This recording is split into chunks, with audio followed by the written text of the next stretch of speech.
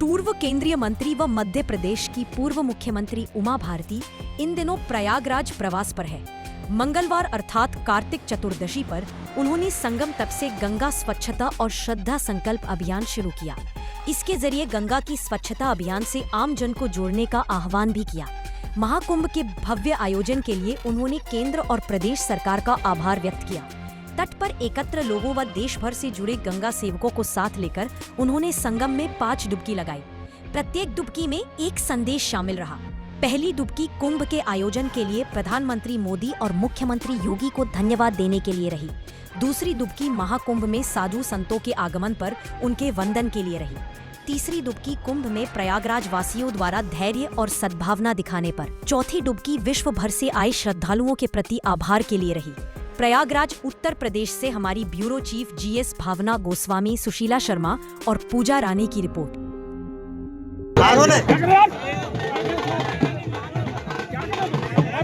भारतीय गंगा स्वच्छता को लेकर श्रद्धा संकल्प अभियान का शुभारंभ आपने संगम के तट से किया। क्या संदेश है यहाँ से सभी को लेकर? गंगा प्रेमी है, गंगा भक्त है और 5 डुबकी भी लगाई है। क्या कामना की है माँ गंगा से? माँ यमुना से पहली डुबकी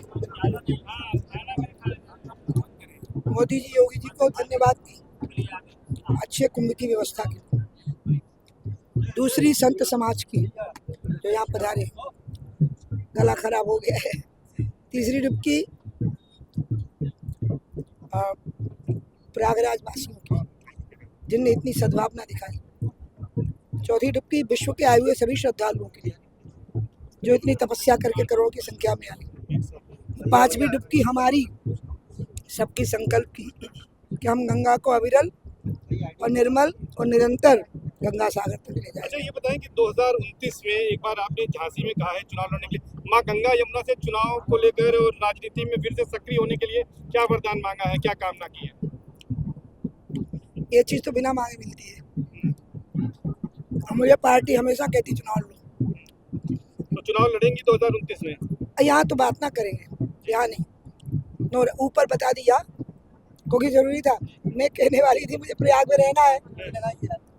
आप लोग बोल देते कि अब प्रयाग से चुनाव लड़ेगी, तो उससे उस पैनिक को बचाने के लिए मैंने बोला। आज आपने संकल्प क्या लिया यहाँ प्रयागराज? मैं तो लेती ही नहीं हूँ। मैं तो उन्हीं की हूँ, गंगा माँ की हूँ, आप लोगों की हूँ, भारतवर्ष की हूँ। मैं अलग से कुछ क्या बोलूँ जब मैं आप लोगों की हो चुकी, धरती की हो चुकी, नदियों पहाड़ों और गंगा की हो चुकी। अच्छा, आप हिमालय को अपना मायका बताते थे कि हिमालय जो है वो आपका मायका है। प्रयागराज से क्या संबंध है?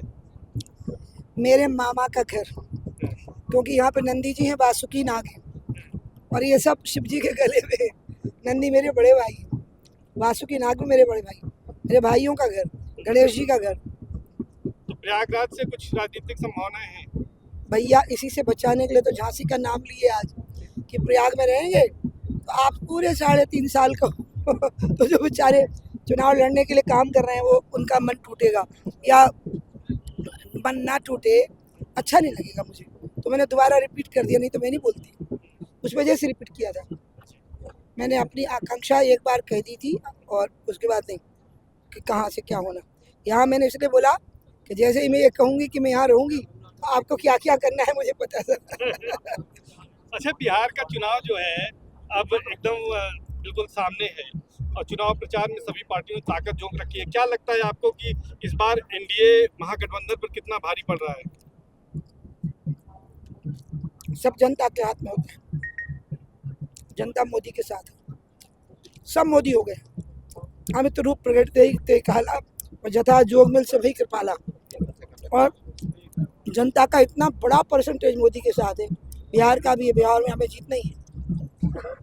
अखिलेश यादव, राहुल गांधी और तेजस्वी यादव, इनकी तिकड़ी कोई बिहार में कोई बढ़त बना पाएगी?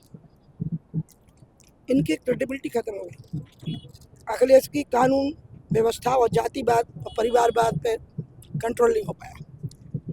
राहुल को प्रजातंत्र लोकतंत्र की महिमा समझ में नहीं आ पाई कि लोकतंत्र की हत्या तो उन्हीं ने की थी, उसी खानदान में वो पैदा हुए। और हमारे जो तेजस्वी हैं वो यही नहीं भूल पा रहे हैं कि उनके पिताजी, माताजी सब पे केस बने। वो केस इतने जायज थे कि वो हर सरकार को पार करके वो केस बने। ये हमने थोड़ा ना बनाए। इसलिए इन तीनों को तो अब इतने प्रायश्चित करने पड़ेंगे कि इनकी आगे आने वाली पीढ़ी सत्ता में आ जाए तो आ जाए, ये तो नहीं आ पाएंगे। हो गया।